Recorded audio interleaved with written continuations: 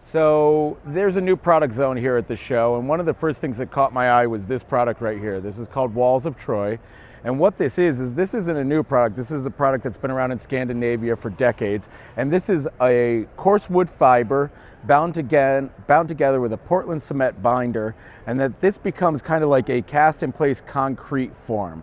The thing that's really cool about this is that you have really effective continuous R value across this assembly. This is made from wood, renewable resources. This is does not support microbial growth, mold. This is vapor open, allows a lot of drying, and this is a relatively sustainable product. So if we step back here, we can see some of the ways that we finish it. On the exterior, we can do just a traditional masonry render out here.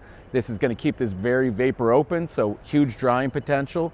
Down here, they've got a thin stone applied to it. Pretty much anything that you can think of masonry applying to this assembly is an option for you.